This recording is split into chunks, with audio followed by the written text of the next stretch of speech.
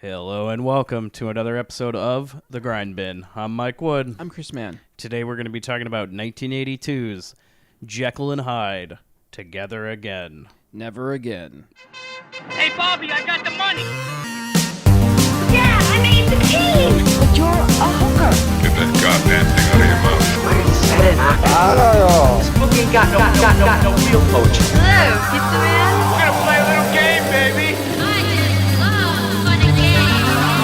Get a little girl all hot and horny. You could have looked decent once in a while. And maybe Daddy would have had to kill himself because he couldn't get it up anymore. What a shame. Come on, just step on the gas before we get creepy. So, Chris, we're here in the new year. Grinding away. Late as ever. That's Holy fuck. in fashion. So, sorry for people that listen to this show. It's been about 2 weeks now since Yeah. you've heard an episode. Mike lost a lung. Well, we decided we'll take the holidays off for a week, and then we'll catch right back up. And then, of course, it's a great time for me to get horribly sick to the point where I can't speak for a good 4 days, and I Yeah. can barely speak today. But We we're had- gonna we had we're gonna super- power yeah, through. yeah. Power through for our listeners, especially you, Chuck, who recommended this wonderful movie I got to watch during a fever. That's okay. That's probably why you thought it was good, maybe. I didn't All right. think it was as bad as you, Chris. All right. Get into a little bit of grind. Well, and then after I got sick, my computer decided to break last night, so that was wonderful. However, we're able to keep our doors up and running because of one man. That's right. Somebody felt to be in the. Someone found a brilliant money laundering scheme for us, apparently. Donate to the grind bin. It's a great way to I don't know, funnel your money some sort of scheme. No, we had a very nice person that donated quite a bit of money to us Yeah. before the end of the year. Yeah. Which, believe it or not, was enough to keep this show running for an entire year. Yeah. And allowed me to actually fix my computer by buying a bunch of new parts. So thank you so Huzzah. much to our good friend. Oh, you've heard him before, Chris, because this guy recommended one of our, we didn't like it at the time, but I have watched it since, and I actually enjoy this movie now. Yeah, Is yeah. Invasion of the Bee Girls. Yeah. Or as you kindly refer to it as Bee Bitches, I believe. I'm going to try to pronounce your name, buddy. Iago Faustus, PhD, or at Erotic Mad Sci, SCI. Thank you for your donation to the Grind Bin. Now, don't feel obligated to donate to this show. He reached out to me because I said something about somebody donating to us before, which was our other good friend, Sean. Thank you Yeah. very much. And he wanted to make a donation. Thank you so much at Erotic Mad Sci. Yeah. You have kept our doors open for an entire year with Yeah. your donation. It was very kind of you. And if you would be so kind to go check out our friends Tales from, now how do you think you pronounce this? Is Gnosis?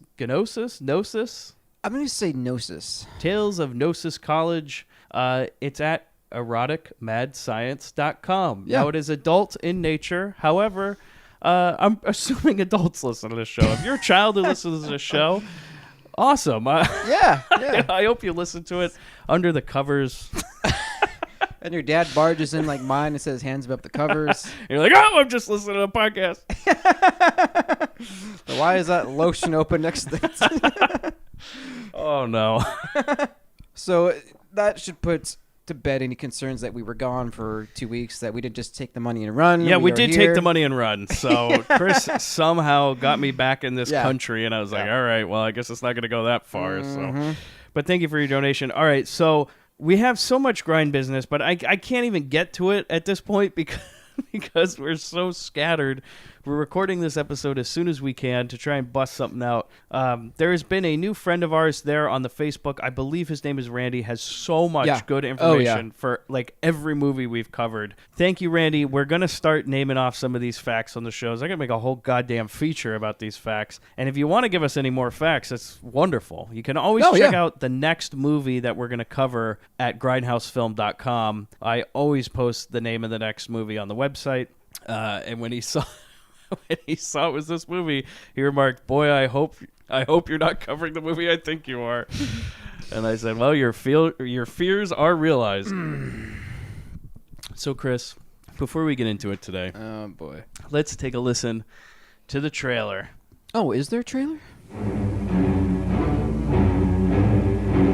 All I can tell you is that something unexpected and horrible is happening to me. I change into another person, an animal. Dr. Jekyll? Yes, I am Dr. Jekyll. It's Jekyll and Hyde, together again. The comedy that examines modern living through chemistry. Rated R.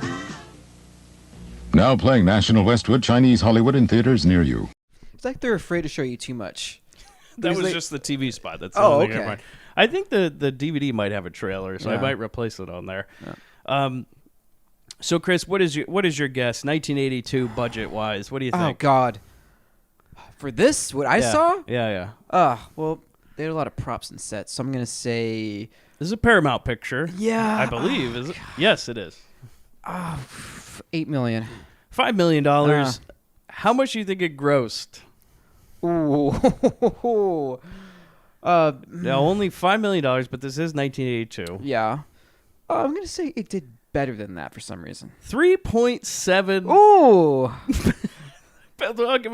I'll bump it up a little round up. 3.8 million. So it lost money on a minuscule budget. Not a success. So No. there was no follow up. Thank God. Let's get the cast and crew here. The crew: Jerry Belson, director and one of the writers. Chris, obviously one of the writers. Born in 1938, he passed away in 2006.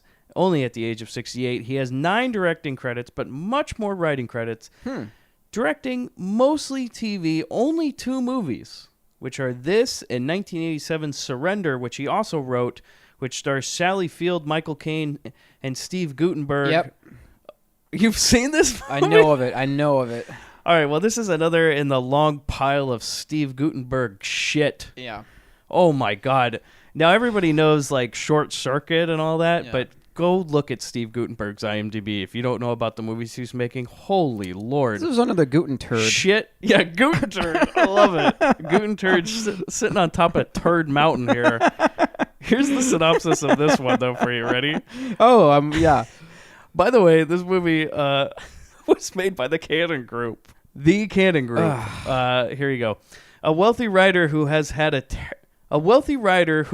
terrible experiences with money-hungry girlfriends and ex-wives pretends to be a broke, washed-up novelist to see if the woman he loves wants him for himself or just for his money. Now, that sounds horrific. It cost $15 million to make, and it made 5.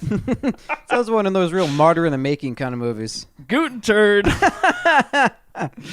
I assume, unfortunately, the director was sent to director jail as a result of that movie because he never directed another movie after that one. However, he wrote tons of TV shows, and eventually he got into movies, though. 1977, now here you go. Fun with Dick and Jane. He wrote the original movie, and he's credited with the screenplay of the remake. 1977, Close Encounters of the Third Kind, uncredited work on that screenplay, probably punch up. Yeah. 1978, The End, with Burt Reynolds, which Burt Reynolds directed. Here's the synopsis. Slapstick black comedy about a man, Reynolds, who finds that he hasn't much longer to live and has bungled his attempts at suicide.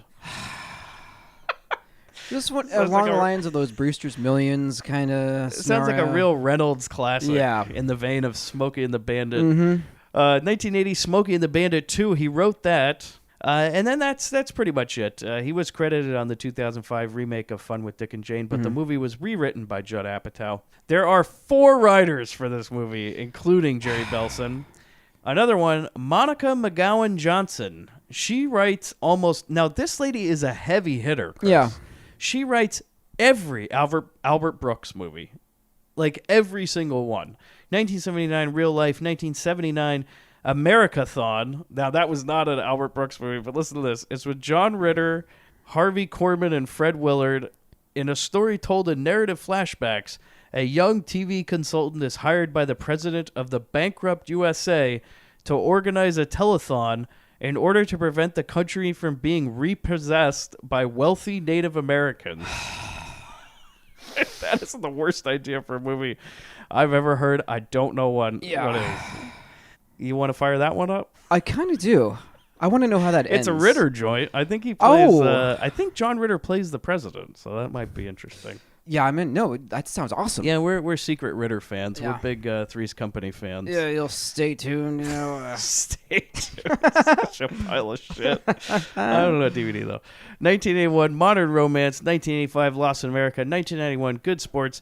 1994, The Scout. 1996, Mother, which starred Albert Brooks and Debbie Reynolds. Unfortunately, Debbie Reynolds just passed away. But if you haven't seen that movie, it's a good Albert Brooks movie. If you're into Albert Brooks, if you've never seen an Albert Brooks movie, I'd describe it as like he's like a Woody Allen without the perversion. It's like the Woody Allen without touching a kid. You know what I mean? Yeah, I know what you mean. Yeah. I was gonna say that too. Yeah, what the? Let's imagine like a Woody Allen movie where he doesn't put his hand up a 14-year-old skirt. Yeah. Like, The one where no one has to force themselves to go to the wedding. yeah. No one knows what to get the gift. For like a 6-year-old man's like, Yeah. What do you get the bride and groom at that reception? What kind of gifts do you get?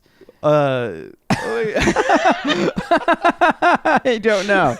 Or you don't want to say. you're like, well, here's something for Woody and here's something for the kid, you know? Yeah. A bike, I don't know. A tuition? Oh.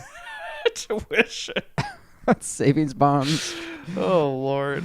Yeah, even today, these movies, you know, he's Yeah. like, yeah, I'm going to make a movie. I'm going to start it with Scarlett Johansson. It's going to be my love interest. It's like, Woody, give it up. Come on. Give it the fuck up. We had several sex scenes, and she's gonna love every one of them. Best friends with Bill Cosby, by the way. In 1999, The Muse, she wrote that one as well. You didn't. He is best friends with Bill Cosby. I believe Apparently, there was a party when Woody Allen said to somebody that he was so upset that his friend Bill was getting railroaded. Oh my god. Well, then we put this. You know what we're gonna do on this podcast? Burn any bridge. Burn any fucking bridge. Harvey Miller. No, you know what? Woody Allen, you can go to hell. I don't fucking care. He's a few years off from hell anyways. What's it matter? Yeah. He'll burn nice. Harvey Miller, he also wrote this movie. Lots of TV before going into movies. 1980, he wrote a movie, Private Benjamin, where Goldie Hawn joins the army. Sounds wonderful. 1984, Cannonball Run 2. Oh. Little Dom DeLuise, baby. 1985, Bad Medicine. A Steve Gutton turd. A pile of trash about him getting his medical degree in some dictatorship country because he's a fucking dunce. That's what that movie's about. Go check it out. There's got to be some hilarious like proctology scene with him. And Oh, Lord. You know what? If you want us to have a Guten Turd month, let us know. I mean, I was delving into this IMDb and I'm like, holy fuck, I've never heard of any of these. Any of them. Michael Caine's in this? Like, what the fuck? Remember in Short Circuit when that white guy was playing was this Fisher Stevens playing an Indian? Yeah. Wow, that's wonderful. 1996, Getting Away with Murder. He also wrote that. Michael Leeson, 1984, wrote The Cosby Show.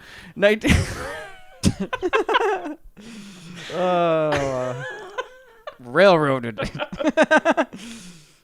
I guess you know where he got all the spikes from. Oh! So yeah, Michael Leeson, 1984. He wrote a few episodes of The Cosby Show. 1989, The War of Roses. 2000, he wrote What Planet Are You From with Gary Shandling, which I think I'm the only person in the world who enjoyed that movie. In 2002, he wrote the Jackie Chan classic, The Tuxedo. Oh, boy. He also created The Bill Engvall Show, which I've never seen, but apparently is That's a show. very popular show that lasted quite a few seasons. Yeah. He created that. So those are the heavy hitters that wrote this movie for you. The cast, Mark Blankfield, who plays Jekyll and Hyde. Oh, I want to know about this one. He is known for being on the TV show Fridays as a series regular. Now, Fridays was in the vein of SNL and Right. Second City TV. It actually had Larry David on Fridays. Oh. So Fridays was a sketch comedy show on, I bet you can guess what night. Oh, Friday night. Oh, wow. No, it was on Mondays. No, it was on Friday. That'd have been great. That would have been amazing. Imagine back in the day, because it's TV guides, everybody picking it up and goes, "This show Fridays is on Mondays." I don't get it. If it made me feel like a Friday, I would watch it on a Monday. Yeah, there you go. Done. Lots of TV show guest roles for him, but here's his movie credits, Chris. 1987. Grindbin All-Star. Ooh. He was in The Underachievers, directed by Jackie Kong, maker of the shit turd fuck shit ass Night Patrol. I almost said Night Force. Night And Patrol. one of our movies we really love, which is Blood Diner. Yeah. We might give Underachievers a try, because that is certainly a Grindbin All-Star movie. There's a lot of loose threads following back to that pile. 1988, he was in something called Frankenstein General Hospital. I bet you can guess what that's about. God. 1988, he was in Angel 3, the final chapter. Now, we have the Angel trilogy. Yeah. And we're definitely going to fire that up one day. And if you haven't seen those movies, go check it out. It was recommended to me by the man who recommended this movie today, which we will get to very soon. So you're going to be ready to go on that one. I've watched them already. They're great. Okay. 1993, he was in Robin Hood Men in Tights as Blinken or Bilkin. Wait, Blinken? Yeah. He was Blinken? Yeah. No. Yeah, the guy who was Jekyll and Hyde in this movie. Really? Yeah, Blinken, huh? Yeah. I haven't seen that movie since I was a kid. 1985, he was also in Dracula Dead and Loving It. He played Martin. His last credit was in 2003. He was in an episode of Arrested Development. He was in the episode My Mother the Car, and he plays Dr. Miller. So I think he plays the doctor that Lucille goes and sees. Oh, yeah. Bess Armstrong, who plays Mary Carew. Now, you know her, but not from a Grindbin All-Star movie, Chris. We're going to get into it. 70 acting credits, though. Started out in TV. This was one of her first movie roles. But 1983, she went into being Jaws 3D as Dr. K. Morgan. 1989, Second Sight. 1983, The Skateboard Kid. Yeah! A movie about Dom DeLuise as a talking skateboard. Named Rip. By the way, if you've never seen that movie, there's a part, I kid you not, where Dom DeLuise as a skateboard is probably molesting a young girl in a garage. It's very creepy. Don't you remember this? When the kid, Of course I the don't. kid comes home and like he's like going to his garage where the skateboard is, and you hear like, "Whoo, don't touch me there!" Whoo, whoo, whoo, whoo. And then he opens it, and he's like, "What?" And he's there with a little kid. He's there with a fucking 10-year-old girl. He's pulling a real Woody. So she was in 1994's Serial Mom, uncredited as a nurse in that movie. 1994, My So-Called Life. She played the character of Patty Chase. She was in 19 episodes. 1997, the movie That Darn Cat. And 1998, she returned to the John Waters world with a role in the movie Pecker. She is steadily working in TV ever since, and sometimes in movies. That's the last credit I have. Krista Erickson, who plays Ivy. She acted from the 80s to the 90s and has since retired. Lots of TV. 1980, Little Darlings. 1979, Hello Larry, which was a TV show that was sort of connected to Different Strokes. So on this show, some character from Different Strokes becomes like a radio DJ or something in a different city. It's like a guy. Yeah. And she plays one of his daughters. And it's not exactly a spin-off. It's very odd, but they cross over, and she's on multiple episodes of Different Strokes as the same character. A spiritual successor. I have kind no of, fucking clue. Okay.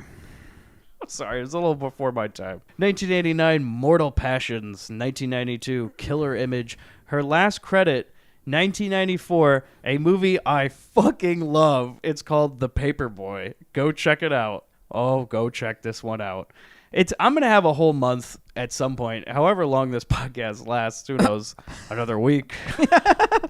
Another year. Yeah. Another 10 years. Who the fuck knows?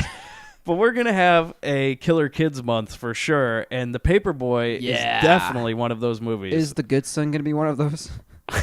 I don't know if we can fit The Good Son in there, but I do love that movie. Yeah, I do too. The Paperboy is like some ginger kid that has no family, that some lady's nice to him, and he's like, well, can you be my mom now? And latches on and becomes some creepy stalker, and it's great. Are you sure it wasn't called The Van too? It might be. It was the origin story of the van.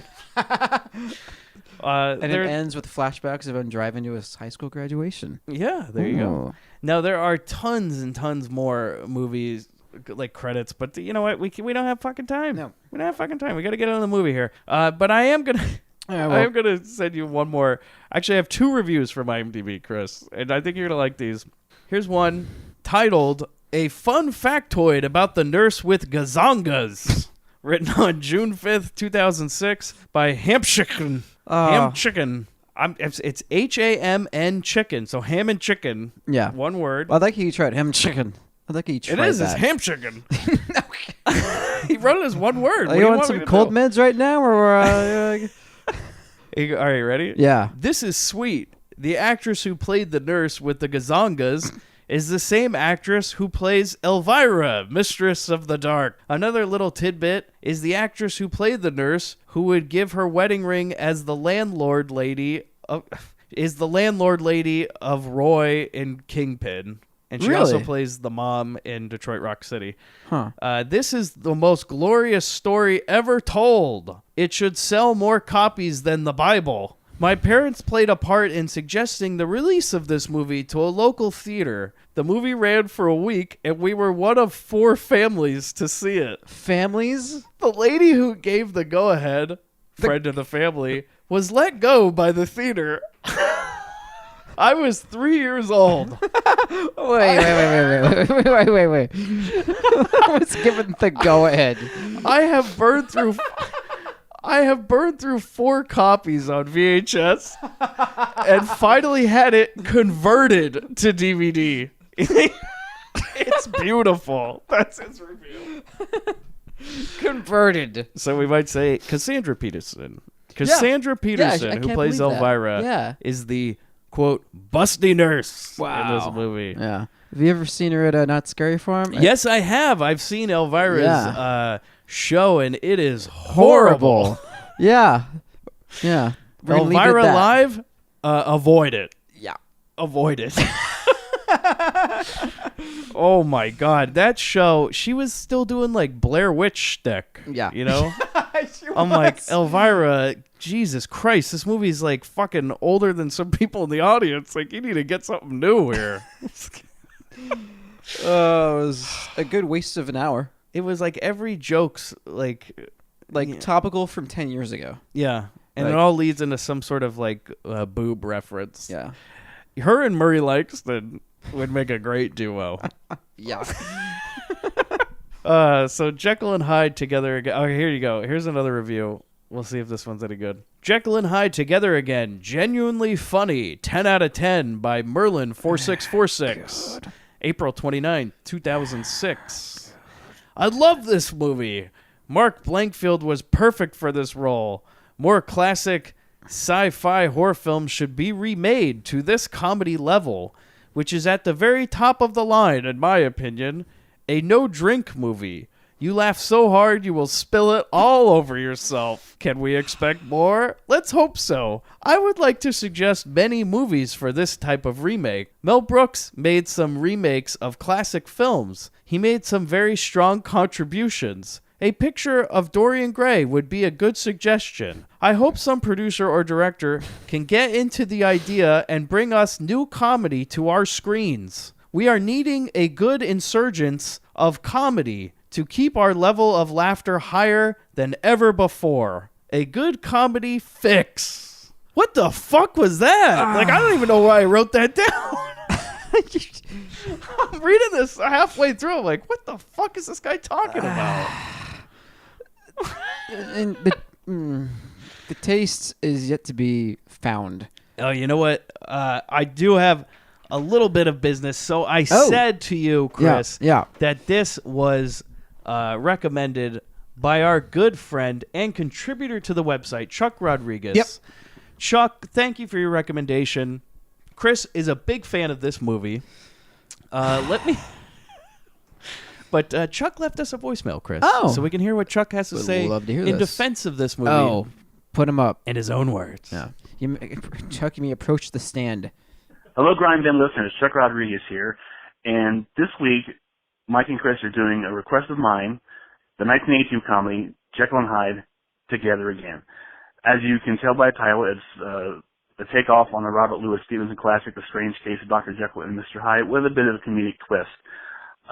This is a movie I saw at the tender age of 7 years old in the theater with my mom, which tells you it was a totally different time in 1982. You could take your kids to anything. Most of the jokes, I'm sure went over my head, but the movie is one of those sight gag driven kind of films along the lines of something like the Zucker Brothers airplane films and something such, but not to the level of that, obviously. But it's still a fun romp, enjoyable, not quite as lowbrow as something, say, like Night Patrol. But maybe, I say it's a step or two above that. Obviously, you'll be the judge in that. But it's one that's always stuck with me for years. Very hard to find. I would catch it late night on cable, somewhere possibly like USA or something like that. And it's very hard to find the video. Just over the last year, so it's actually released on DVD. I think possibly even a Blu-ray somewhere. But there's not much info on it. It does star Mark Blankfield, who at the time was known for the TV series Fridays, which was the equivalent, or ABC's answer to Saturday Night Live. And I think the best way to describe him would probably be a poor man's Jim Carrey. He's a very comedic actor, very crazed at times, over-top performance, which benefits this film, as you'll see. But like I said, it's a really fun, enjoyable film for me. I mean, some of the jokes are hit and miss. Some of the gags are like groan-inducing, but it's fun. It doesn't feel as painful as something like I think, like, again, Night Patrol would be. But it's one I really enjoyed. I'm glad the guys decided to do it, and I hope they enjoy it. We'll know at the end. And be sure to look out for a lot of cameos or even some starring parts from people who will be well known. But look for, if you're blinking, you'll miss it. Norm from Cheers, whose name is all of a sudden George Wendt, and also Cassandra Peterson, aka Elvira, as a sexy nurse, even though you won't see her face, but you'll see her cleavage. So enjoy, and I hope the guys like it. So until next time, enjoy Jekyll and Hyde together again. And remember, Hyde's got nothing to hide. Babe! By the way, hold on. I never do this, but if you want to leave us a voicemail, we'll play it on the fucking show. Yeah. The number is 949-328-6741. Or at least I fucking hope so. That's what Google Voice is telling me. So call that number. You'll just hear the random, this Google Voice person is not here. Leave me a message. Yeah. Mm-hmm. Address it to Chris and I. We might play it on the show. The weirder, the better. So go ahead. We want to hear from you people from France. Where the fuck are you guys? Yeah. Les bin. So Chuck also saw this movie at the tender age of 7. Oh, my God. You know, I got to say, though, Chuck, at the age of 7, I would have fucking loved this movie. I would have thought it was the best goddamn thing I've ever seen. Okay, here's a point I can make. I love Ghostbusters, too. Everyone thinks it's terrible. Here we go. He saw it at that age. He loved it. I saw it at this age. I didn't like it. I always tell you, though, I don't know. Yeah, I don't know, because I saw... Okay, one of the first movies I saw in the theater that I realized movies could suck was I went with my mom and my brother to see Back to the Future 3. And we walked out of the theater, and my mom was like, well, what'd you think? And I was like, I don't know. I didn't like it. And she's like, well, not every movie can be good. That's the day I realized. I was like, I guess not. Yeah. Because, boy, did that fucking suck. Yeah. I was like, Mommy, why did Doc have a love story? The question in everybody's mind. Mommy, why was Marty wearing that stupid hat? So let's get into the movie, Chris. This one starts out strong with the title sequence snorted right up the nose. He literally snorted up the nose. And we go in an operating room, Chris. And there's people in masks, students, I assume, who are observing this surgeon. Mm-hmm. And I was wondering, do you think this really happens? Do you think they have these things where, students go in and observe a surgery? Of course. Yeah. Yeah, I was just wondering that. Yeah. Because I always see this in movies and TV, famously in TV when Kramer dropped that junior mint in a man. Yeah, it's very much like that. They're usually in kind of a above stadium setting looking down into the pits. Yeah. Yeah, I always wonder if that's a real thing, though. Mm-hmm. If anybody's partaking in that, let me know. Mm-hmm. Can I go sign up and just watch a surgery? Can I be like, oh, open heart this Friday? Yeah. I'm sure. You gotta get tickets for that, or they're walk-ins. I'm just First come, first serve. Let me know. Any surgeons out there that listen to Grindbin while doing surgery, let us know. Oh, that'd be amazing. We could serenade you while you actually do it. Sip, sip, sip. So then we see, the first gag. That nurse, Cassandra Peterson, has lipstick on the front of her mask, Chris. Yeah. What a gag. Oh. And she's all into Jekyll. Everybody is. They love this guy, right? Mm-hmm. And we go to some hospital room where we get introduced to this character who's some old guy who's apparently the world's, quote, richest man. And he's being told by some salesman guy that's, I don't know what the fuck this guy is. Like, what, the owner of the hospital or some shit? Some hospital master? Some philanthropist. I thought he was like some philanthropist at first. And he's kind of, but obviously not, because he's harvesting things from people. Well, no, because this is the guy that runs the hospital. Yeah. It's his daughter. Oh, that, okay. Yeah, yes, like, yes, what the fuck is this guy's job description? Yeah. Except laugh obnoxiously. Like, I didn't know that people could own hospitals. I thought hospitals were kind of like owned by a larger thing. I guess there's got to be a guy who's like the lead hospital man. Yeah. I don't know. I just thought he was some sales guy, like getting him. He's like, "What do you want? A kidney? A kidney? I'll get you a kidney." Yeah. So he's basically this world's richest man, Chris. He's an old fucker. He's about to die, but he's gonna prolong his life by just like replacing all of his organs, apparently. And the salesman guy's like, well, and we got our best surgeon, Dr. Jekyll. He's gonna perform the operation for you. He's the greatest in the whole world. So we go back to the operating room, and Jekyll, he finishes up, and some girl student's like, oh, he has the steadiest hands I've ever seen. And then he takes off his mask, and he's got a bunch of razor cuts. Ha ha. And then some guy asks Chris, he goes, do you have any questions? And a guy goes, yeah, something about validating his parking. Yeah. If you could see Chris's face now. Then Jekyll says, you know what, though? I'm giving up surgery, and this is my last operation. So I guess the old guy we just saw, he's fucked.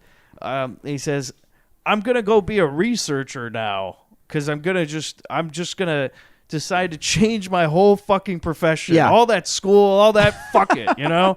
On the side, I've decided to become some sort of drug maker. Like, yeah, what better time to make a life decision than in the middle of a surgery? Yeah, and then he says, we're like, well, what is your plan? What are you going to do? And he says, well, I plan to replace all surgery with drugs. And then all the students start partying, like literal party with throw confetti. Their things in the air, yeah. But I'm like, whoa. You can't, like, this is a whole nother profession.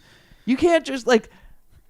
But we don't know the breadth of this man's education, his degrees, his doctorates, and his research that he's put in. Hold on. I'm giving the movie its credits. I used to have to do promotional videos for medical schools, and I can tell you one thing. There's certain avenues you go into, and surgery and, like, you know, pharmaceuticals are two completely different schools. They're not even the same fucking school. It's like school of pharmaceuticals, school of snip.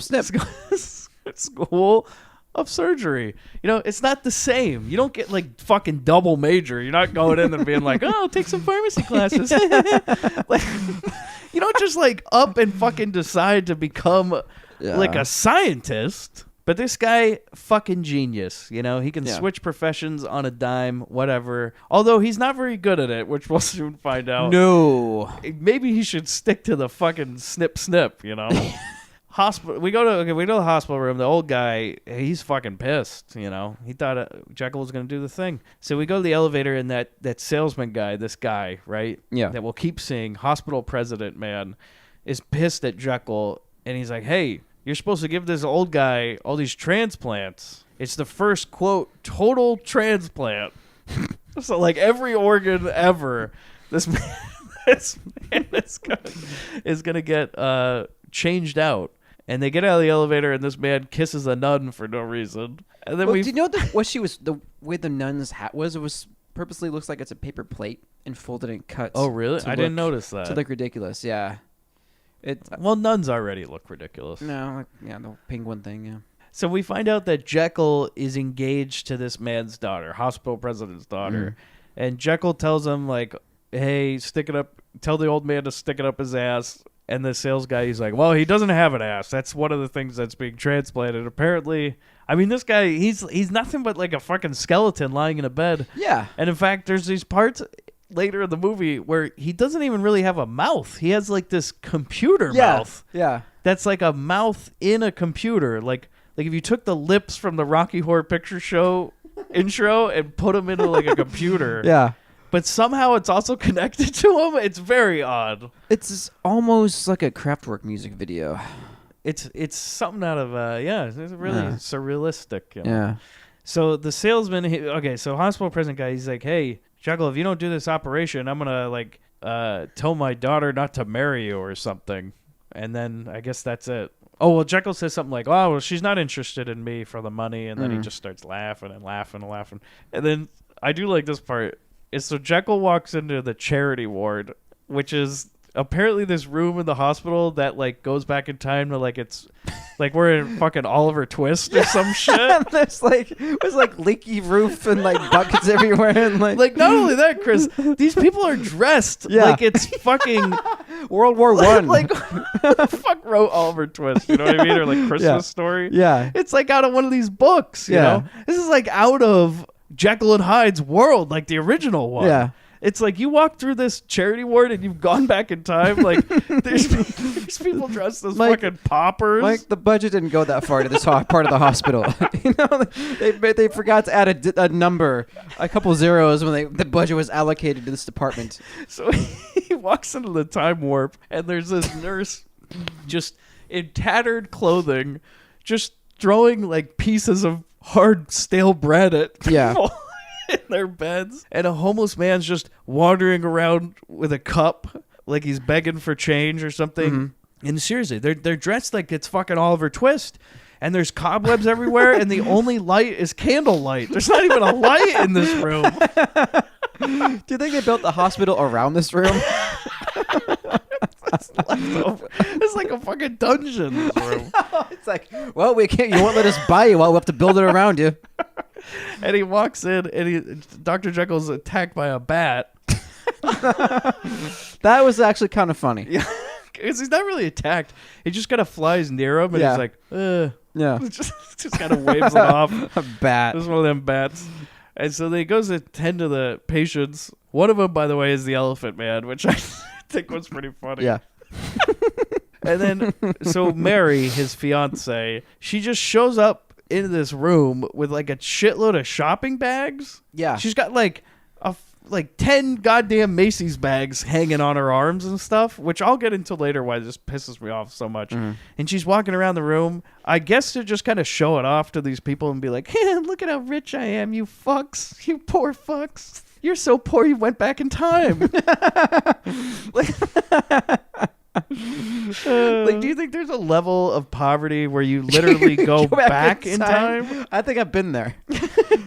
Were you going around, Chris, going like, I'd like some more, sir? Check you up for a quarter, sir. Yeah. Oh, a shilling for shoe shine, sir. Oh, yeah. Yeah. It was, yeah. And so it doesn't seem like these people have much in common at all, by the way. Him and his fiance. No. Like, literally nothing, because Jekyll's, like, all interested in taking care of these people. Aren't those the typical materialistic relationships with the money and the, you know, they work too hard and don't have enough time for each other, and that's match made in heaven. But, like, how would they ever get together? Like, she's all, it's like American I really Psycho, like this guy, you know? who, like, cares so much about his work that he never comes, oh, never mind. Like American Psycho, like, oh, you know your friends, I know you're my friends, and we can't break up. We know each other's friends. It just wouldn't work. That kind of deal. Yeah. I think that's how they met. Because Jekyll, he only seems to care about taking care of patients. Yeah. Right? And the poor ones, the back in time poor ones, instead of spending time with her. Yeah. And then she obviously cares about the money, but he's like, well, he says to her, he's like, well, you don't really just care about me for the money, right? And she's like, oh, well, I heard you're quitting doing surgery, but I'm sure you'll make money because I sent in your formula for something to this contest. Yeah, this research contest. Where you can win $500,000. Yeah, that's it. Or something. This will come up later, but let's just forget the fuck it ever happened right now. We go to the parking lot. Now, this is where I got pissed off. So he takes Mary to her car. Yeah. which is weird because I wrote, then why the fuck does she have all those shopping bags? Yeah, why is she bringing them why is she bringing them into the hospital? I'm glad you saw That's this what I said. Yeah. So she pulls up in the parking lot with her car where she went to the mall. There's no mall across the street. Yeah. And she's like, so she grabbed all those bags and she's like, I'm gonna go throw this in the face of those poor people. Or she was at the hospital gift shop, which I doubt. No, you know what though? I hate fucking hospitals. Me too. I can't stand It's a world of sick and death. And one thing I would never do is bring in my new shit that I just bought to get sick all over it. You know what I mean? Yeah. You know what fucking staph infection's gonna get on those bags? Yeah. Like, burn them, lady. Just burn all that respect shit. to the doctors and the surgeons, but I just don't want to be there. Also, don't go in that fucking Oliver Twist room. I mean, there's goddamn polio sneaking around that room, man. Yeah. Like, there's fucking scarlet fever. I mean, every sort of ancient... There's fucking bubonic plague probably running around that I place. think the monkey with AIDS is still in there somewhere. That's where he came from. Someone fucked that fucked monkey. him. Yeah, fucked him good. Maybe he was at that table playing cards with the elephant, man. Oh, yeah. You know, I gotta go to hashtag call me text about going to the hospital. Please do. This is not really funny, but I still tell it to people and expect them to laugh. One time, my brother and I were playing softball, and we were done with our softball game, and my father was he's in the hospital with some thing. It wasn't a big deal, right? So we're just going to see him, make sure he's fine. We walk into the hospital and we're like, we just need to get through this hallway, you know, like the check-in. Yeah. And as soon as I walk into the hospital, this lady comes out of a door and she just gets on her knees like it's Wrath of Khan, and she goes, "He's dead! He's dead!" And she starts screaming in the middle of the middle of the hallway. Oh my God. And I'm in the awkward position of I got to get around her.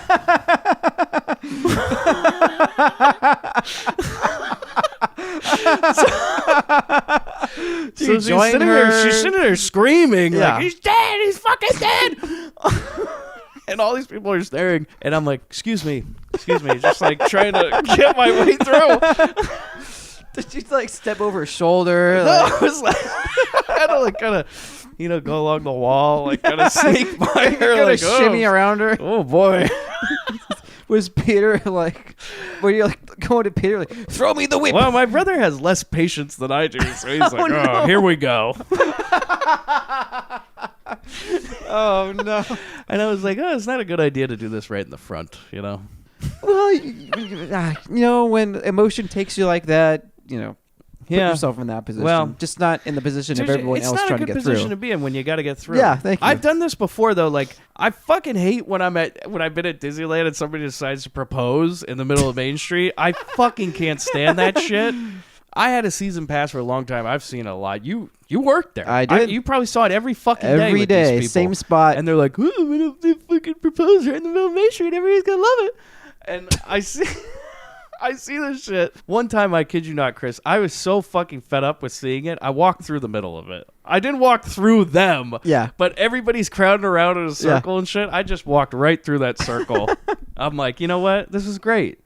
There's going to be less of a line for Space Mountain because this fuck's going to propose in the middle of Main Street. So thank you. Please tell me when you walked by, you farted. I didn't look at it anyway. I just walked straight through it. I'm like, no. You just hear that like, when he's like on his knees and like, Cindy, I promise to live in January. Me. I also saw a man, I kid you not with this, I also saw a man in Disneyland once drop, like, I don't know how he got this, but some man was walking along in California Adventure right next to the trolley stop with like a gallon glass jug of Tapatio hot sauce.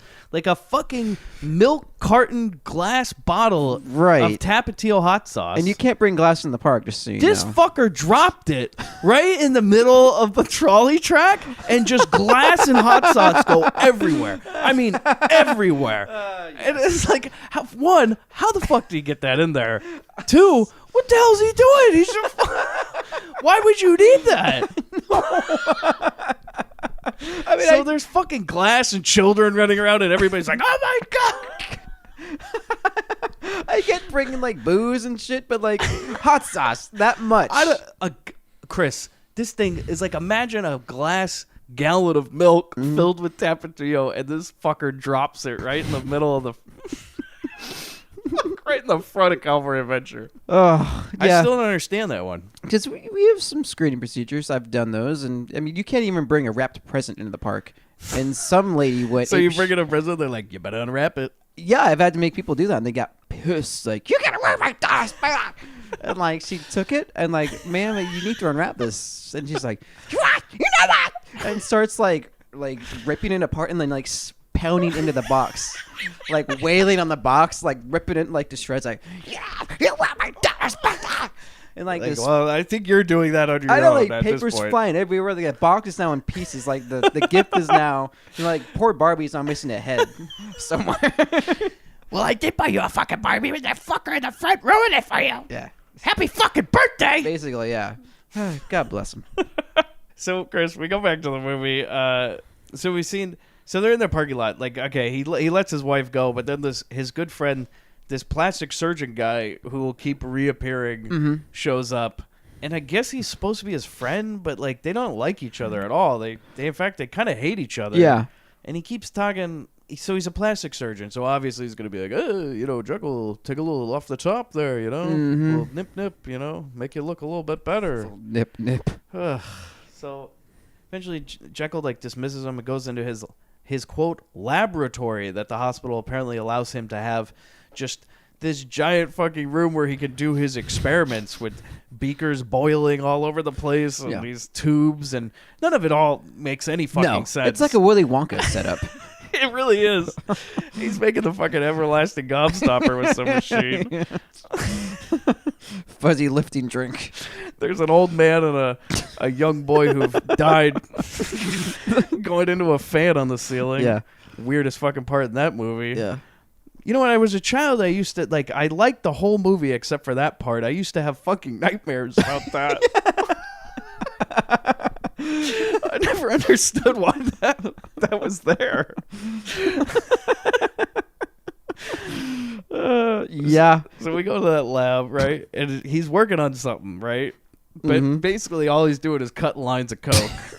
He's got every drug this fucker makes looks just like a pile of coke. Yeah, so is he purposely making his own coke or just legitimately trying to make cures? And so he says in his tape recorder some crazy manifesto about how he's trying to make a drug that will tap into man's primal instinct, but really we don't know why. Basically, coke.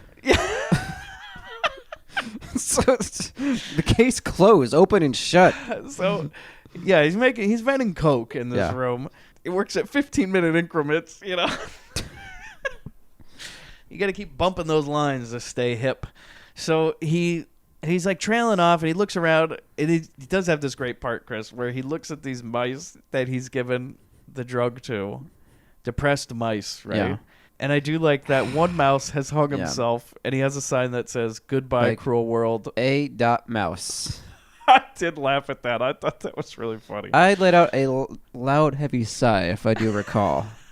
I like that joke. Right, I guess the drugs are not working. So then this nurse knocks on his door and says, "Oh, there's an emergency, and I can't find another doctor. I need you to help this lady because there's a foreign object lodged in her vagina." Holy fuck, does this movie now turn into, it's 1982. We can get away with whatever the fuck we want. Yep.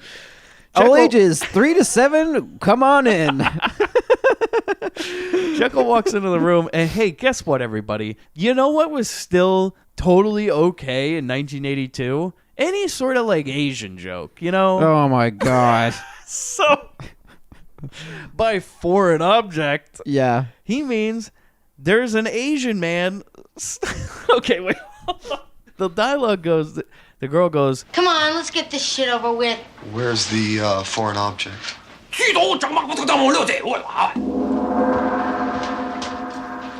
Gong.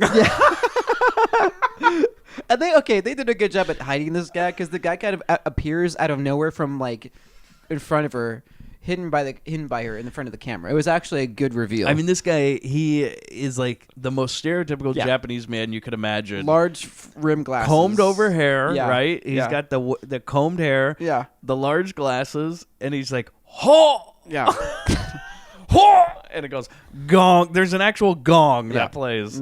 So we cut to later, and somehow he got the foreign guy out of this girl's vagina, and he says sayonara, of course, as he leaves. And Jekyll, so like Jekyll's getting all weird because this girl's naked, even though it's like, well, you're a fucking surgeon, so every day I'm assuming you see naked women on your table. And all of a sudden now he's like, ooh, why is he now all of a sudden like shooken up by it? I have no idea. But he's all like the most prudish doctor on earth because this girl's got her top off and he's just like Bone City. Yeah. And he's so enthralled. At one point, he puts a bucket over his head. And yeah. Because he's not on the drugs right now, obviously. No, he's not on the drugs yet. Yeah, this is before anything he does. And he like, she's all, oh shit, he ripped my pantyhose, and he's like, hey, well, I'll give you money. And she's all, oh, wait, you're gonna give me money for something? I don't have to blow you. Because that's her whole thing is I guess she's a hooker. I guess so, yeah. But not really. Because she says all these lines is like, oh, well, usually with money, men want something. What do you want? And he's just like, oh, no, it's just out of the goodness of my heart. And he doesn't want sex in return. This is one classy lady. She works down at Madame Woo Woo's in Chinatown. And she says, hey, you should come on down sometime. And I cannot wait, Chris, because we're going to get to see Madame Woo Woo's. Oh, yeah. Woo woo. So we go to later in the lab, right? Yeah. And Jekyll's like, he's cutting that coke. So basically, he does this fucking thing, and like he falls asleep at his table because he's working so hard. God. And then while he's falling asleep, this straw magically goes into his nose, and it snorts coke. What? Yeah. He becomes Hyde. Now, the version of Hyde is like, so this guy is just like a regular, but when he becomes Hyde, he's got like a big, you know, for lack of better word, like a big Jew fro, like a Jewish man's fro. I mean, like I'm saying, for lack of better word. Accurate, yes. If you have curly hair and you grow it out, it's gonna look like that, right? So this is his normal hair. He's got like a man perm. But when he becomes when he becomes Hyde, his hair just sticks like straight up. He looks like a fucking crazy man. Yeah, it looks like he was like the reject of the Sex Pistols audition. He does. He looks like Sid Vicious or some shit. Yeah. And then he has his shirt opens and he has just all this chest hair. Yeah, that was a good effect. That was funny. Then he has rings that grow out of his hands. Like he has jewelry that just grows from inside of him. Bling, if you will. Yeah, and the necklace too. Yeah, it's all just grows out of him, and he becomes this crazy derelict, like this crazy sex fiend, man, who everybody is just enthralled with, by the way, which I don't understand. And he has the largest coke nail you've ever seen in your life from his pinky. I mean, this thing is like a 3-foot-long coke nail. Yeah. And he acts, I don't know how to explain it. Well, he acts very happy and surprised when his erection comes into full form. Oh, yes. Every time he gets an erection as Hyde, you hear like a boing, like over and over. Yeah. So he basically, he's ready to go. He takes another hit of that coke and he just storms out of the lab ready to take on the town. So as Hyde, he runs and he just starts, he's like humping the air and he's climbing over staircases like a fucking monkey or some shit. He just steals some doctor's car and starts driving like a fucking madman around LA. He's like hitting cars and just swerving through traffic. And he pulls up to Madame Woo Woo's. And he just starts throwing people and punching them. And it's just insanity. He goes into Madame Woo Woo's, and this place, Chris, is just... I don't even know how to explain it. It's like, let's imagine like a punk club, but as a sushi restaurant. Yeah. It was almost, oh God, it was like a weird, I almost want to say Blade Runner ripoff of, what they wanted. They wanted it to be Blade Runner for some reason. It's very odd. Yeah. So it's a Chinese restaurant, but it also serves sushi. Yeah. And the guys behind the counter, the sushi guys, I don't think they ever say any words except for, hi. Yeah, that's the whole joke. It's very funny. Very funny. Yeah. Yeah. We know, 1982, whatever you want. Put some Asian jokes in it. Put some Asian jokes. They don't care. They don't care. So Jekyll, he walks into this place, Chris, and there's like people like not really mosh pitting. They're more just like swinging punches at each other. Yeah, that's traditional slam dancing. Yeah. So there's slam dancing there, but at this point there's no music going on, really. And they're just hitting each other. And Jekyll like comes up and he snorts horseradish up his nose, and then he asks the guy for some chicken sushi. And guess what? It's like a like a full on like chicken breast wrapped in seaweed, and yeah, it's a raw chicken like drumstick. Yeah. With one piece of seaweed wrapped around it, and he eats it. And then Madame Woo Woo comes on stage, and she introduces some band called something like Maiden and the Shitty Rainbows. Yeah. Then I'm gonna play some of this song because holy fuck, this song. That girl from the hospital, Ivy, comes out, right? And she's singing, and she's all glittery. Madame Woo Woo is ashamed to present Ivy and the Shitty Rainbows.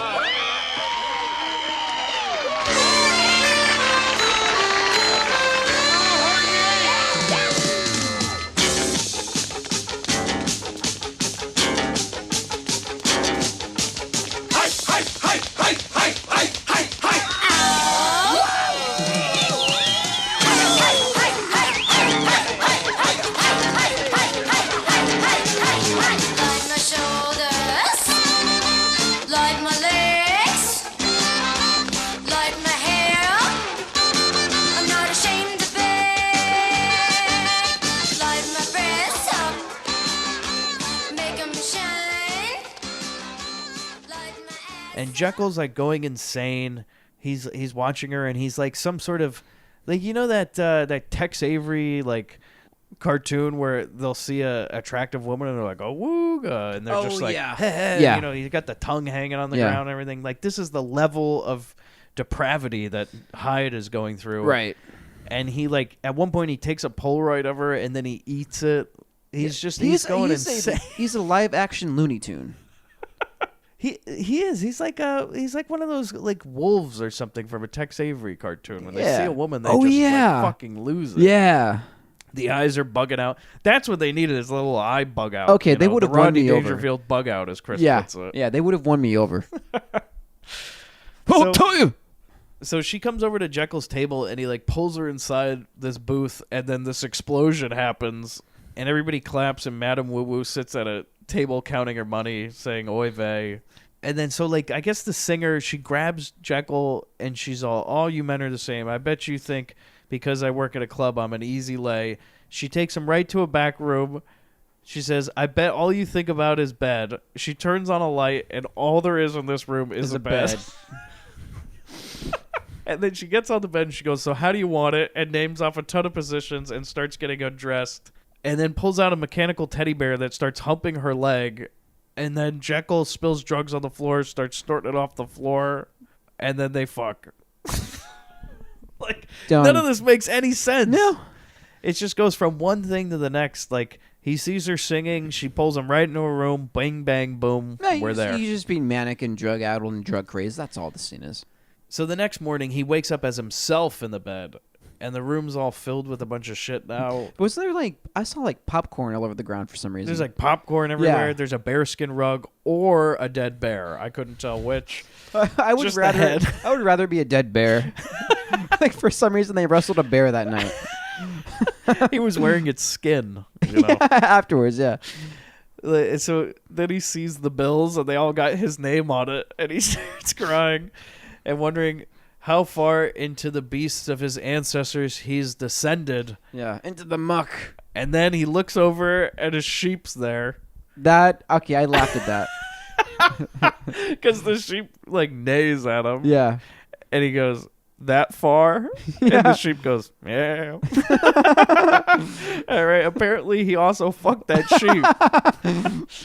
Or the sheep fucked him. We don't know. Oh, my God. We don't know. Just a nice little train. He's on top of her. The sheep's on top of him. Yeah. Imagine the Polaroids of that one, Chris. And the bear's taking the picture.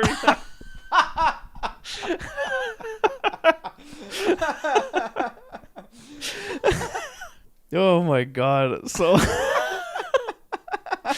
so then this gets even weirder because Jekyll, like, so he freaks out and he drives this stolen car he still has to this equestrian park where Mary, his fiance, is like riding a horse like she's Christopher Reeve or something, jumping over shit, you know?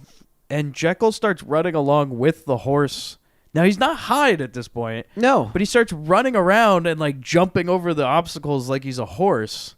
And he's just saying stuff like, oh, hey, Mary, I want to marry you. It doesn't really make any sense. He's just, like, apologizing for something she knows nothing about. Yeah.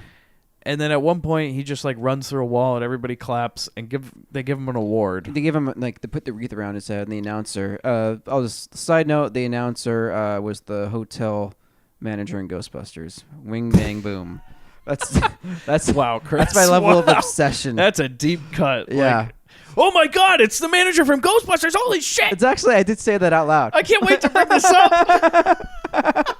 I love it. I love it, Chris. So, oh, okay. The only thing that happens is apparently they're gonna get married tomorrow. Yeah, but we'll never see that. I don't think. No, we won't. We won't. He says something about like we should go get married tomorrow, and she's like, okay.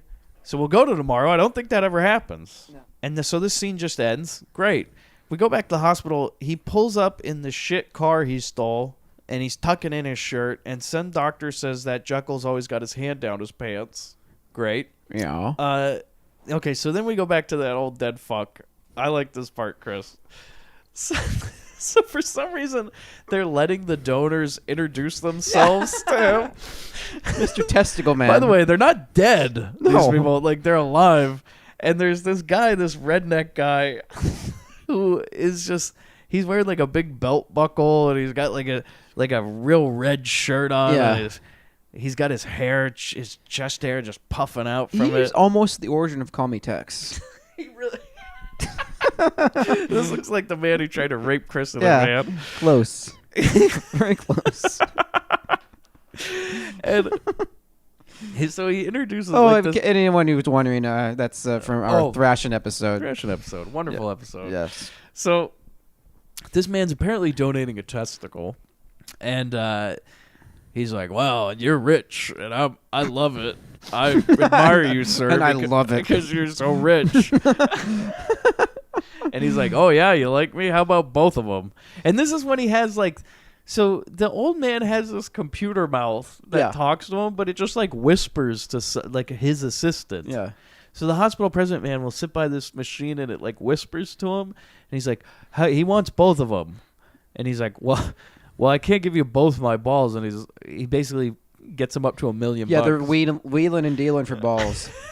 That would have been great if the guy like made the deal, and the guy was, for some reason he wants to sample the goods, so the guy puts his balls up against the fake mouth, and the mouth's like, it's pure. It's pure.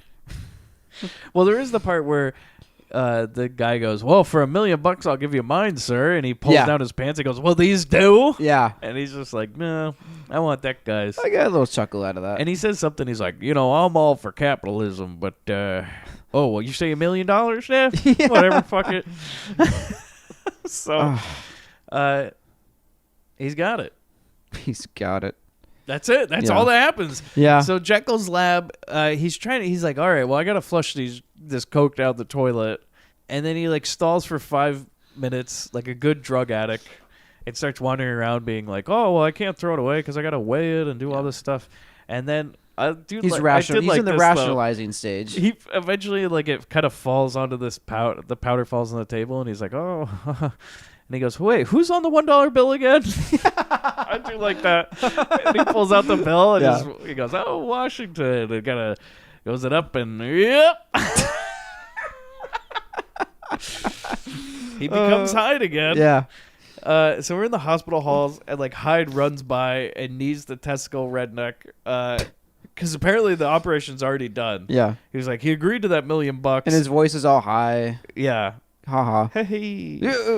And then for no reason, Jekyll just he grabs an ambulance with a guy still in it, by the way, and just drives off in it. Like, fuck it.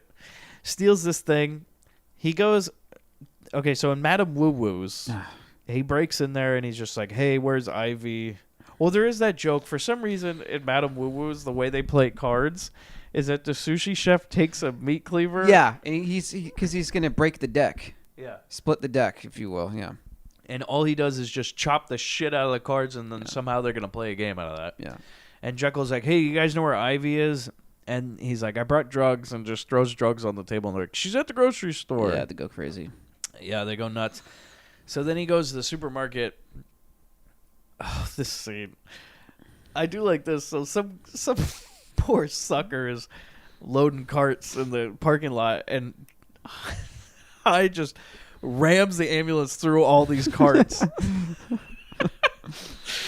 I've always wanted to do that. Like, you see that long line of carts, and you're like, just slam on the gas, just want to. Because they do that out of spite. Whenever they see a car coming, like, oh, we're ready. Yeah. Places, everybody, places. So he starts walking through the supermarket, just screaming Ivy's name, like he's taking the announcer and everything, and he's just like, Ivy, Ivy, and he's running around. Some mom smashes an egg on her kid's head when she sees him walk by. He's crawling around on the floor like a dog, sniffing for her, and he actually scares and fights a real dog in the process of this. And he finally finds her, Chris. Him and an employee watch Ivy pick out vegetables and stare at her butt. Mm-hmm. And he takes this hose and hoses off his crotch, and it just starts steaming. In a very gas pump girl's way. Very much so. But I do like this as he goes over to Ivy, and he doesn't even say hello. He just tries to fuck her on a pile of grapes. Like right in the middle of the grocery store. He's like, yeah, right here. Huh? Yeah. And she's like, whoa. But, okay, so he's like, well, let's go back to your place. She goes, well, okay, but only if you pay for the groceries. And he's like, yeah, whatever. Wrong answer. So they go to the line, and instead of paying, he just pushes ladies over and just walks on them, like tramples them to death, and then takes her outside, and they go into that ambulance. And for some reason, there's like this joke where a guy's about to walk in with a tiny cart. Yeah. You didn't notice that part? No, that went over my head. Because I was keeled over in laughter. I guess I missed that part. So, yeah, he takes her in that ambulance, and they're going to fuck in that ambulance, apparently. Apparently, they don't even move. No. They're just there. They're just going to fuck in the ambulance with... Like I said, there was a guy in there. Yeah. I wonder what happened to that guy.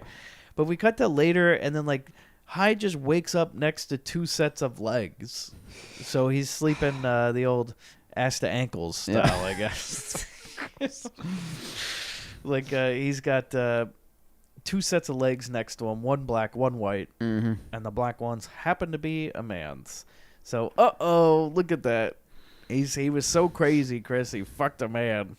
Well, that's the joke. I know. You're looking at me. Yeah, I know. I'm just like, it's more of a let's move this along look. All right, so we go to. I'm kidding. We're good. We're doing great. We're chugging along. It's great.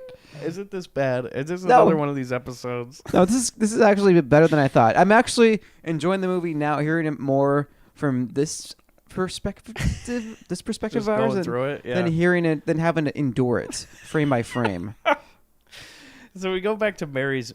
So this is the first time we see Mary lives in a mansion with her father, apparently.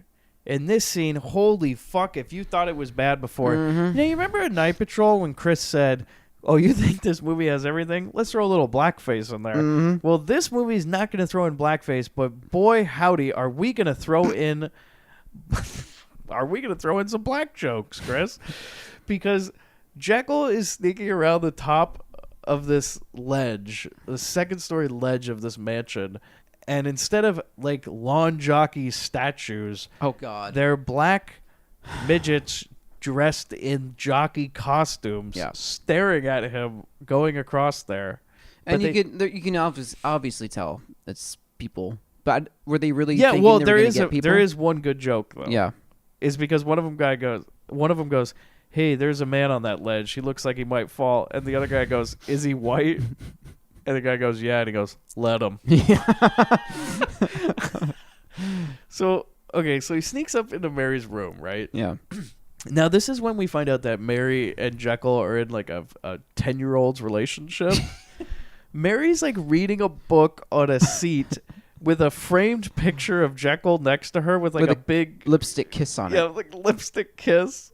And then Jekyll, I write at this point, I think that Jekyll might be weirder and creepier than Hyde because he's sneaking around her house and he's like, Mary, Mary.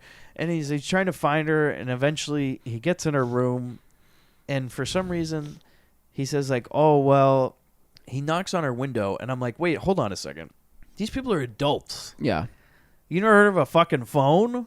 Like, I know this is 1982, but come on now. I mean, I think maybe they're afraid of the dad picking the line. again, what are they, fucking 12? Like, what? Afraid of the dad picking up? Chris, they're about to get married. For fuck's sake. I don't know. You're engaged to the woman. Again. I'm sure at the this logic point. in this movie. Okay, and then I'm like, so they haven't had sex or spent one night together or anything? Like, they're true virgins that are going to get married? Mm-hmm. In the world of, like, a hospital? Like, it just seemed very odd to me. Well, that wedding night, she's going to be hitting the ceiling. So, apparently, they don't live together. No. She still lives with her father. Yeah. I don't know where Jekyll lives. In fact, we never see his house. He might just live at the fucking always at the hospital. Yeah. But they go inside her room, and he starts kissing her like it's the first kiss he's ever had. And then he says, Mary, I need you. I want my woman now. They get undressed. They drink cognac in bed to classical music. And then he turns out the light and immediately lights a cigarette and turns back on the light. And he goes, that was beautiful. He goes, no, there was something missing before that. A little deed that has yet to be done. He was so excited he went past the sex. So then, okay, the dad, the hospital president, walks into this room with a shotgun, and he's like, oh, I knew it. I knew Jekyll was trying to fuck my daughter. And he's about to marry her. He's like, yeah, not only did he fuck her, he's going to marry her, guy. Like, I think at this point they've probably had sex before, but I guess they haven't. Yeah, the time has been put in. And he points the shotgun right at Jekyll's face, and he's like, oh, well, I'm going to do that operation you wanted me to. And he goes, oh, all right, kids, fuck your brains out. Yeah. And then walks out. Next day, birds are flying around that hospital, Chris, as Jekyll, he's trying to throw that drug away, but he just can't. We go into the operating room, and the hospital president, okay, so he walks in dressed as like General Patton, and he's giving this speech because today's the big day. They're going to do this. Everyone's he's like wearing the helmet. And yeah, he's just like fucking Patton. Yeah. They should have had an American flag fall down behind him when he walks in. Yeah. But basically he's like, all right, we're going to do this operation. We're going to put all these organs into this man. And then he's like, well, where's Jekyll? And then he like goes into the room, the lab, right? Right. And Jekyll's like still standing here with the drugs over the toilet. He slaps the drugs out of his hand, flushes the toilet. And he's like, all right, let's go do the operation.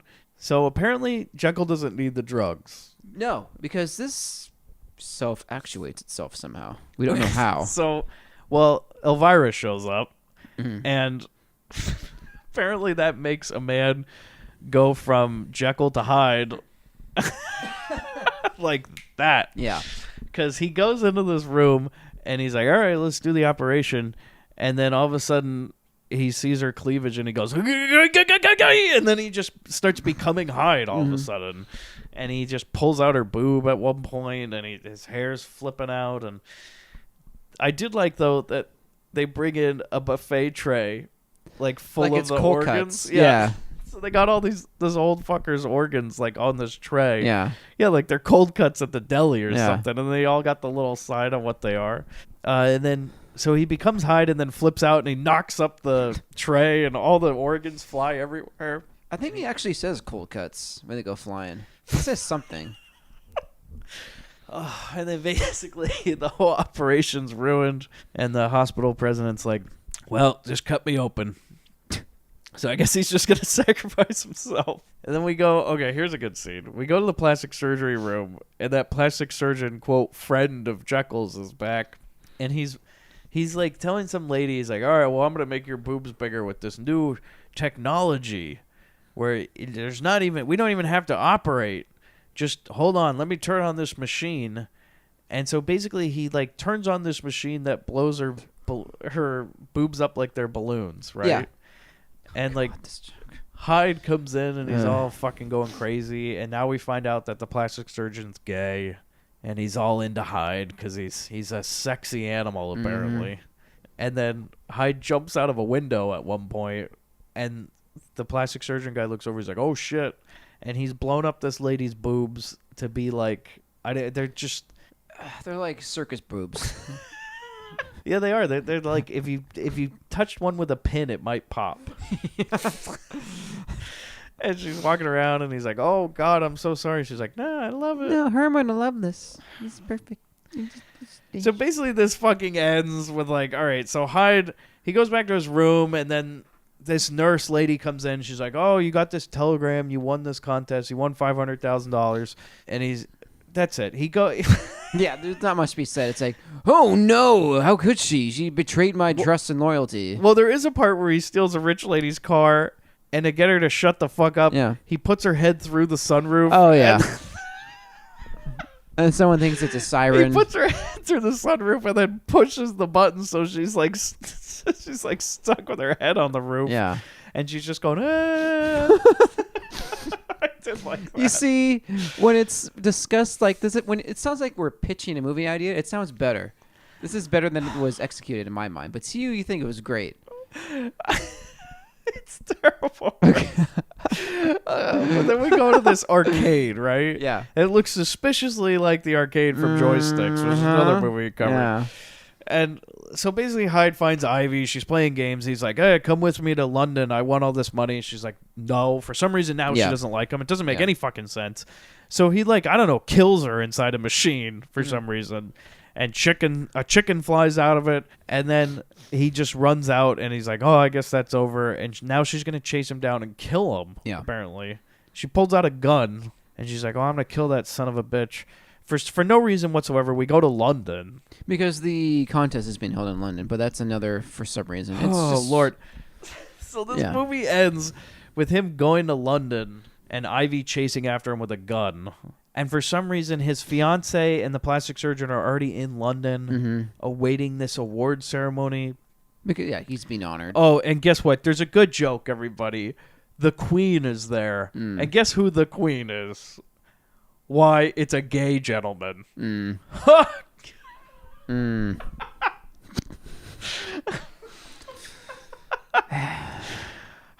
So this movie ends with it turning into black and white.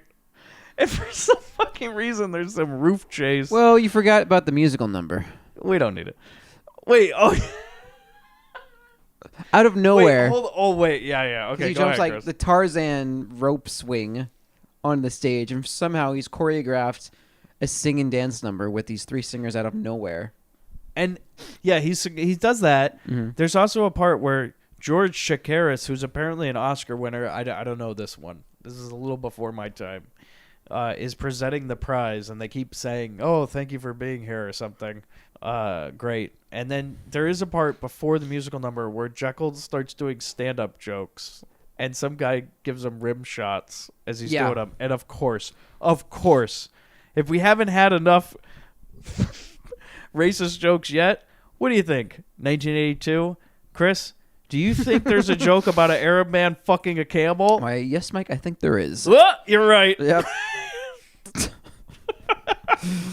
Oh, God. So then they have this song and dance number. He starts ripping off his pants, and then he, flashes the audience. And basically, Ivy tries to break into the show, and then, like I said, it becomes some black and white movie. They go on some roof chase. He fucking gets shot. He falls down. He hides dead.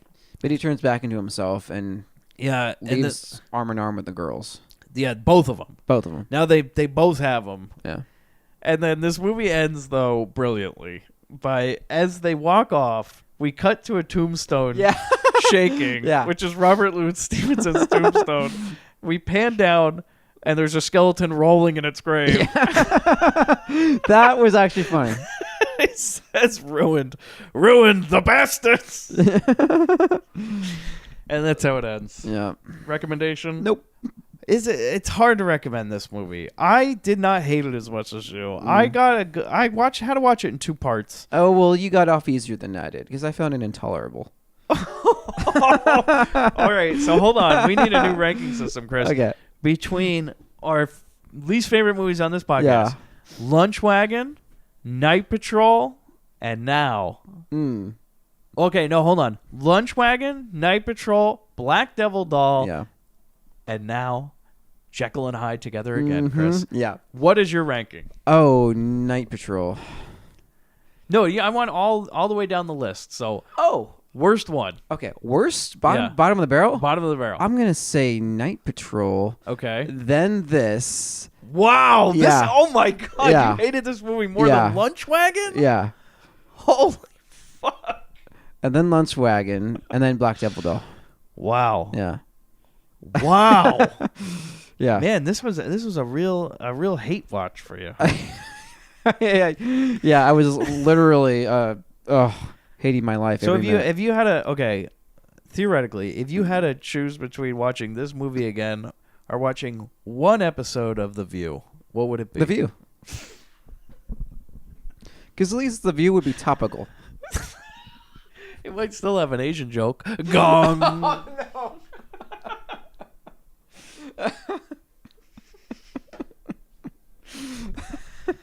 Oh, yeah, I can't really recommend. No. I had to buy this movie for the podcast, so I spent about $8 on this movie, which I own it forever on DVD. Chuck, I don't hate you for picking this movie. I don't hate you either, Chuck. Just the movie.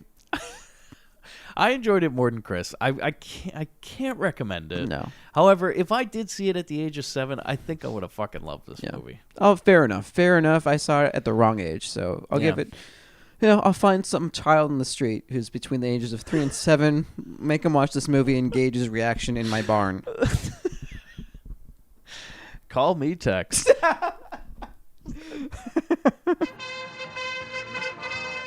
Chris, you hear that sound? Yeah, that's my Uber to see you guys. Chris, you know what it is. Tell the audience. Tell the audience. If this is the first time you were listening to this program, we always go back to the first film we ever covered, 1977's The Van, starring Stuart Goetz and Danny DeVito, about a ginger, redhead, perverted rapist who gets a garish yellow van with the intent of raping women in the back of it. We always think, how would every movie we cover tie into that movie, The Van, with Stuart Goetz and Danny DeVito. Danny DeVito plays his pimp-like hustler boss, who somehow has got the money. How those two would fit into every movie. Mike, go. Oh boy, you really put me on the spot here, Chris. I know. You know, to be honest, and all the shit that's happened this week, I really didn't have time to think about how Bobby and DeVito would fit into this one. Yeah. Have you? All I picture is okay. Here we go. Okay. Once you start talking, the wheels will turn. The wheels of the gurney are turning in this hospital as this woman is getting the breast augmentation. And and these two guys in scrubs, they don't really belong there. So, kind of like when they were in that hospital room and Catch the Heat. Yeah. So they're. If there's a boob job going on, Bobby and DeVito are not too far behind. So the doctor releases this woman. You hear Releases her. He's like, hey, we got it. Hey, doctor. We see this big orange fro popping out of this, like, this hair in this net that these doctors wear, this little facial net, and this short, stubby man next to him. Bobby, wheel in, and put him in the chair, Bobby, put him in the chair. And they try to wheel her as fast as they can, but they can't, and the doctors catch on. Like, those two, stop those two. That patient has been released. Bobby, floor it. And Bobby puts on the bottom of the wheelchair this oxygen tank, and he somehow gets it to ignite and turns it into a jet. This wheelchair, and they both Jet-propelled It's a jet-propelled boob woman. Yeah, boob woman. Now she's going so fast out in this hall that they're both hanging on with her. Both of them are holding on with their hands, and they're flying with their legs in the air. And now the boobs are now flopping around so fast that they're now in the woman's face. Go so fast. And then she crashes into the gurney. I'm sorry, the gurney crashes, not the gurney, the wheelchair crashes into the back of the straight arrow. And you hear a pop sound. Oh, no. But it's not the waterbed, it's her. Oh! Oh! Now, Chris, while you were talking, I had an spacing idea. No. The wheels were turning. Okay. Vitally. Chris, I think that Bobby and DeVito went to visit that plastic surgeon, and I think the conversation goes a little bit like this. Doctor? Yes, Mr. Bobby. Hampton. Mr. Hampton. You can call me Bobby. Bobby. Hampton. Fuck you, I wreck Wikipedia. I was just thinking, you know, my nether region. The penis. Yeah. It's little. And I was thinking, is there any way to improve the size of that? Well, have you seen the color of your hair? I think that machine, that boob machine. I think maybe Bobby and DeVito are standing outside that hospital room and they go, Bobby, did you see that broad with them balloons? Yeah. Bobby, if it can do that to the breasts, imagine what it could do to the dick. And I think Bobby and DeVito go into that room and they strap themselves up to that machine. And they just press the button and just Wait, are they keep on going. Are they strapped together? Are they going tip to tip? They go tip to tip. And by the time those guys walk out, they have third legs, like literal third legs going down. It looks like a Macy's Day Parade float. Maybe, you know what? Maybe they float off like Charlie and his grandpa. They do. Their dicks get so big, so full of air that they just literally float out that hospital room and just up into the air, never to be seen again. Oh, the end of the movie. You hear this too loud splat. See this pile of red giblets with this orange puff right next to it. Just imagine, like, yeah, you could throw an Asian joke in there, or some Asian family goes, oh, and like takes pictures of them floating by, floating by the Hollywood sign or some shit. Two guys tip to tip. Dicks inflated to the size of hot air balloons. Yeah. But real swollen pickles. Gong. We need a gong sound to go with these. When in doubt, just add a gong. If we've learned anything from the Grindbin, it's add a gong. That's very true. Very, very true. When in doubt, when a joke doesn't hit, throw in a gong. They don't even need to be Asian. Just throw in a gong. Thank you again for joining us on this what have you of a show. If you want to get in touch with us, grindbin@gmail.com. You can email us directly. Come on, France. Let's get one fucking email. Man. Hundreds of God. you listen from France. Yeah. There are literally thousands of people that listen to this show now. Thousands, Chris. And hundreds in France, but we haven't gotten one email. Do you think Come they just don't know how to dial Reach out? out. Les bin. Hashtag Les bin. Just one fucking France, please. Grindhousefilm.com, where we always post blogs for every episode, as well as the movie for next week. So you should go check that out. But you can check out the trailer for what movie that's going to be on grindhousefilm.com. You can also see contributors' reviews over there. We got some film reviews going. Chris is still thinking about redesigning the website. He thinks about it sometimes at night, and then he just forgets about it. True. True story. You can find us on Twitter at Grind. What are we at? GrindPod? Yeah, GrindPod on Twitter. I think it is. Yeah, at Twitter is GrindPod. GrindPod and Instagram is Grindbin Podcast. Grindbin Podcast. Shut up. Facebook, I think it's just the Grindbin Podcast. Yeah. So you can find us there. But thank you for joining us. Oh, and leave us a voicemail. 949-3... What is that? 949-328-6741. That might be the number to the Grindbin, or it might be a number to a local pizza joint. So you can just call that up and... This pizza joint might have hookers. Yeah, it might. It might be a van packed over there. We never know. No. Got anything else to add? The offer stands with the rating and review of the show. I guess. All right, then. If you rate and review this show 5 stars on iTunes, you can request a movie for us to review, which is what this month was supposed to be before Chris and I had started to, just take a fucking 2 weeks off. Like a bunch of lazy fuckers who took the money and ran. So True story. We had to launder it somehow. Yeah. What are you gonna do? Again. It's I got kids to feed. No, I don't. We got cats to feed. I got cats to feed. And if you want to subscribe to this shit, you can. Yeah, big purple rectangular button in iTunes on your iPhone. Click that, and Google Play as well. And they get better. The episodes get better. That's our tagline. Grindbin Podcast. It gets better. Hashtag it gets better. Yeah. Hashtag call me Tex. Yep. Bobby, start the van. Start that blow up tit machine. Bobby, start the ambulance. Hey, Bobby, I got the money. Yeah, I made the tea. But you're a hooker. Get that goddamn thing out of your mouth. Spooky ain't got no real poach. Hello, pizza man. We're gonna play a little game, baby. I just love fun and games. Get a little girl all hot and horny. You could have been decent once in a while.